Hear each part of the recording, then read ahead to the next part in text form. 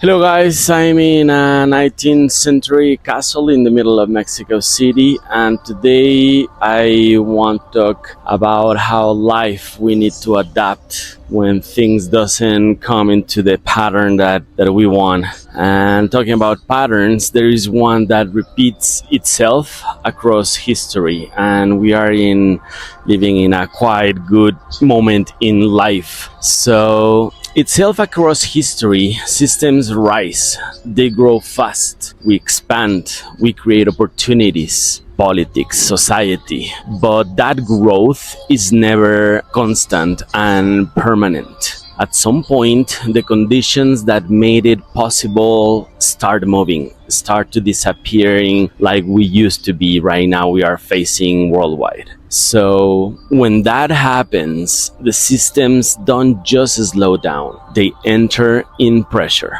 Efficiency drops, resources, natural resources become limited. Demographic shifts, migration, population, government. And instead of stabilizing, we react. We wanted to have more control, more tension, more instability. So now here is the question. Why do we think humanity is going to play different this time? We build a system that expands for decades. Globalization, history, Spanish, Aztecs, conquest, growth, access, mobility, centuries. And from the last 50 years until now, we are entering that same phase of pressure as humans. In family, can you see it? Can we see it outside how the world is moving? In the most fundamental place, the family creation, not as an ideology, not as a lifestyle, as a system. The family system, the core of the society, it's under pressure. Fewer children. We are delaying families and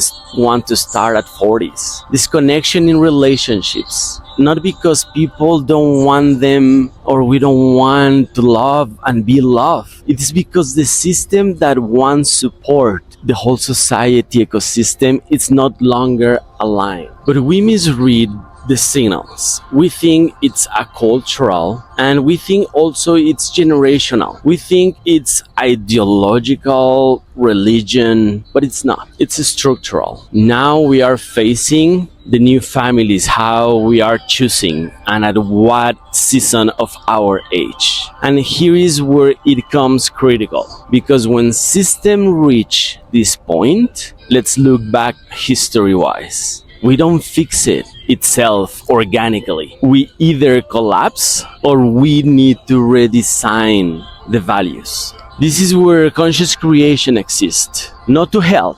We are not here to help people, but to redesign a pathway where life can still move forward for our future generations. Because if the natural system is no longer aligned, then conscious creation system it's emerging. That's at some point the message, that instead of just keep the collapsing and keep question without answers, I want to go deep and create this, because there are lives, there are still souls meant to exist, but the conditions are no longer naturally there. Cultural economics, behavioral economics. So the responsibility shifts. And that shift we are not understanding consciously at this point. Men versus woman fight. Now we go back to the beginning. We talk about the future and our next generations, about expansion, and someone it's building already the elevator to the universe. But if we cannot sustain life here, we are not failing definitely at technology. Look what we have done. We are failing at alignment as a society in our human values, as humans that we can collaborate. So the real question is not what is happening to fertility, with science, with reproductive. The real question is, are we capable of evolving our system fast enough to keep life